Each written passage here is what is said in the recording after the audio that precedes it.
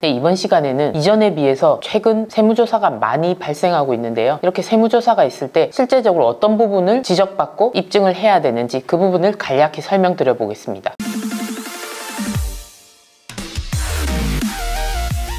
저번 시간에 말씀드린 대로 정기조사 외에 비정기조사를 받는 경우가 대부분인데요. 이 비정기조사 때 첫 번째는 조사에 선정된 이유가 분명히 하나 정도는 있습니다. 중점적으로 나와서 보겠다는 부분이 있다는 거죠. 대표적인 사례가 제3자나 내부 직원에 의해서 탈세 혐의가 포착되었을 때 그 부분이 첫 번째 주제가 됩니다. 세무서에서 매출 누락을 의심하고 나왔다. 제 경험상 대부분 대표님들이 저희한테도 말하지 않은 매출 누락이 있었습니다. 매출 누락은 거의 답이 정해져 있죠. 빨리 인정하고 끝내야 합니다. 물론 누락된 매출에 상응하는 매입 비용이 추가적인 게 있다든지 이렇다면 그 부분을 잘 말해서 추가 인정받을 수 있도록 노력해야 되는 부분이 있을 겁니다. 그리고 또 가공의 세금 계산서를 주고받는 경우가 있죠. 세무대리인도 모르게 회사끼리 작정하고 한다면 그 누구도 알 수 없는 부분입니다. 세금 계산서상 거래가 실제로 있었는지 일일이 확인하는 것은 사실 실제적으로 불가능한 일이죠. 그렇기 때문에 실제 거래에 대해서 세금 계산서를 발행했는지 여부는 정말 회사끼리만 알 수 있는 부분이라고 할 수 있습니다. 이게 만약에 가짜였고 가공의 세금 계산서였다. 이걸 세무서에서 포착하고 나왔다. 그래서 이런 부분도 맞다면 빨리 인정해야 되는 부분이겠죠. 그리고 요즘 많이 나오는 것 중에 하나가 무형자산에 대한 부분입니다. 무형자산이라고 하면 영업권, 상표권, 특허권, 디자인권 이런 것들이 있죠. 그렇다고 해서 모든 법인의 무형자산이 이상하냐? 그건 아닙니다. 법인에서 상표권이나 특허권을 적정한 절차에 의해서 특허 출원을 하고 최종 성공을 해서 등록을 완료했다. 이런 부분이 문제된다는 게 아니고요. 대표님이 기존에 가지고 있던 상표권이나 특허권을 법인의 사용료를 받고 빌려주고 있거나 또는 그냥 무상으로 법인이 사용하고 있었다가 이 부분을 법인에 양도하는 경우에 이때 이 무형자산, 즉 상표권과 특허권의 가치를 적정하게 계상했는지 이 부분에 대해서 조사가 나오는 게 있습니다. 영업권 같은 경우에는 개인 사업자가 법인 전환을 하면서 본인 사업의 무형의 대가를 법인으로부터 받게 되는 것을 우리가 영업권이라고 하죠. 이건 절차를 잘 갖추시고 감정평가사의 평가를 얻어서 영업권 대가를 지급한다면 특별한 문제는 없어 보입니다. 그러나 이 영업권에서도 주의하셔야 될 부분은 추후 대표님 개인이 이미 가지고 있는 상표권이나 특허권이 있어서 법인에 양도할 계획이 있으시다면 이 영업권에는 그 외의 무형자산이 포함되지 않는다. 이런 것을 명확하게 명시해 두시는 게 중요합니다. 영업권이라는 게 개인의 모든 자산과 부채를 포괄적으로 양수하는 게 대부분인데 이때 일부 무형자산만 빼고 양수도 하겠다. 이런 거에 대한 명확한 규정이 없다면 추후에 일어난 상표권과 특허권의 양수도에 대해서 이미 영업권에 포함된 부분이라고 해서 불인정 받을 수 있기 때문입니다. 그래서 법인 전환하는 회사의 경우에는 이 부분을 특별히 주의해서 문구 같은 걸 잘 넣어두시도록 주의를 하십시오. 그리고 상표권이나 특허권 기타 무형자산을 대표님이 법인 설립 전부터 이미 출원 후 등록 성공해서 가지고 있다가 추후 법인에 이것을 양도하게 될 때는 역시 감정평가사에 의해서 평가값을 받아서 법인으로부터 그 양도 대가를 받을 수 있습니다. 이렇게 되면 대표님은 그 해의 소득세를 기타 소득으로 필요경비 60%를 인정받고 나머지 40%에 대해서 소득세를 내시면 되기 때문에 근로소득보다는 훨씬 더 적은 세금을 납부하시면서 돈을 가져올 수 있습니다. 물론 기타 소득 금액이 2천만 원을 넘어가면 지역가입자로 소득월액보험료를 내시긴 하셔야 되겠지만 꽤나 큰 금액에 대해서는 근로소득보다는 훨씬 더 훌륭한 방법이라고 할 수 있습니다. 법인의 입장에선 상표권과 특허권을 가져오면서 지급한 대금에 대해서 무형자산으로 회사에 계산해서 상각기간 동안 나눠서 비용 처리를 하니까 법인세 절세 효과도 누릴 수가 있는 거죠. 법인 대표님과 회사가 이런 거래가 이루어지기 때문에 당연히 세금을 줄이기 위한 부적절한 방법, 즉 대표와 법인이 이렇게 거래를 하는 것이기 때문에 적정한 가액과 적절한 방법으로 했는지 이 부분을 보는 게 요즘 많아지고 있으니 대표로부터 무형자산을 가져오는 법인의 경우에는 이 부분을 특별히 신경 쓰셔야 되겠습니다. 자, 이런 비정기조사 때 이렇게 중점적으로 보겠다는 사안을 찝어서 나오는 경우 외에 나머지 것들은 어떤 게 있느냐, 즉 중점적인 것도 보겠지만 기본적으로 세무조사 때 보는 부분이 또 꽤나 많습니다. 그 부분에 대해서 추가로 말씀드려 보겠습니다. 조사를 하면 제일 먼저 보는 게 임원들의 인건비입니다. 임원의 인건비에서 중점적으로 보는 것은 회사의 이익 상황과 임원의 급여의 타당성을 보는 부분이 있습니다. 회사의 이익이 연에 10억인데 대표가 7억을 가져가고 있다. 다른 임원은 5천만 원을 가져간다. 이런 부분은 동등지위의 임원에 비해서 너무 차이가 크기 때문에 비용으로 인정되지 못하는 경우가 발생할 수 있습니다. 그리고 임원이 정관에 정한 기준에 따라서 적정하게 급여를 가지고 가고 있는지 또는 상여를 받고 있는지 이 부분까지 당연히 보게 됩니다. 됩니다. 우리가 3월에 법인세 신고할 때 뭘 하죠? 법인세 신고 전에 우리 재무제표에 대해서, 즉 결산을 한 손익계산서랑 재무상태표를 주주총회에서 승인을 해야 됩니다. 중소기업들이 뭐 그런 절차를 하느냐 하시겠지만 상법에서 정해진 절차입니다. 우리가 실무적으로 불편하거나 몰라서 안 하는 경우가 대부분이지 하시는 게 원칙입니다. 그래서 그때 주주총회에서 재무제표도 승인을 하지만 임원의 연봉도 그때 승인이 이루어집니다. 그런 절차가 있었는지, 또는 연도 중에 변경을 했을 때 적법한 절차를 거쳐서 인상을 했는지, 이 부분에 대한 서류들을 다 요청을 하는 거죠. 그 다음 또 중요하게 보는 부분이 임원 가족의 인건비입니다. 실제로 가족들이 일을 같이 하고 있다면 문제될 것이 없겠죠. 물론 일하는 내역에 따라서 과다한 인건비를 가지고 가고 있는지 이 부분도 여러 절차를 거쳐서 검증 요청을 합니다. 근데 대부분의 경우에는 실제로 일하지 않는, 특히 사모님의 경우 집에서 자녀를 보고 있는데 급여를 받아간다, 이 부분에 대해서 소명을 제대로 못 하신다면 비용을 부인당하시는 경우가 꽤 많습니다. 그리고 또 중점적으로 보는 부분이 우리 회사와 관련된 특수관계 회사와 거래가 있는 경우입니다. 예를 들어서 우리 법인에서 지출하고 있는 비용의 상대 회사가 우리 가족이 운영하는 상대 회사다, 명목도 불명확한 컨설팅 비용이다, 이렇다면 그 컨설팅 비용이 왜 이루어지고 있는지 거기에 대한 내용을 명확하게 입증 요청을 하십니다. 컨설팅에 대한 계약서, 컨설팅 내용, 그에 따른 결과물, 보고서, 이런 것들을 다 검증하시니까 이 부분에 대해서 잘 준비를 하셔야 됩니다. 그 다음 또 보는 것이 대여금이나 가지급금, 명칭이 중요한 게 아니고 회사에 지출된 돈 중에 대여금조로 보이는 부분에 대해서 자료 요청이 들어옵니다. 이 부분은 대부분이 대표님이 가져가신 가지급금이 많겠죠. 이 대금에 대해서 법인이 적정한 이자를 계산하고 있는지 이 부분도 검증하셔야 됩니다. 그리고 매출과 매입의 상위 거래처를 분석을 하는 경우도 있습니다. 회사에서 비용이 지출되는 부분 중에 제일 상위권에 있는 업체들과의 비용이 실제 비용인지 적정한 비용인지 이 부분을 보겠다는 거죠. 계약서나 실제 내용에 대해서 설명할 수 있는 이런 자료들을 잘 갖추셔야 됩니다. 우리 손익계산서상 계정별 원장을 분석해서 비용 처리한 부분에 대해서 적정했는지 당연히 보겠죠. 그 중에 특별히 중점적으로 보는 부분이 컨설팅 비용이라고 저는 생각됩니다. 컨설팅 비용이라면 정말 귀에 걸면 귀걸이, 코에 걸면 코걸이가 되기 때문에 내용이 불분명한 부분에 대해서는 자료 요청을 꼭 받게 됩니다. 컨설팅 비용 중에 금액이 과다하다, 이런 비용에 대해서는 평소에도 반드시 계약서와 결과물인 보고서 등을 갖추셔서 이 부분이 실제 비용이었음을 입증할 수 있도록 잘 준비하셔야 되겠습니다. 그리고 또 보는 부분이 업무용 차량이죠. 업무용 차량에 대해서 운행일지는 기본으로 요청하고 있습니다. 우리가 평소에 법인세나 소득세 신고할 때 업무용 차량에 대한 일지를 작성해서 제출하지는 않습니다. 그러나 이렇게 세무조사가 있을 때는 100% 자료 제출을 하셔야 됩니다. 그런데 업무일지를 너무 성의 없이 집 회사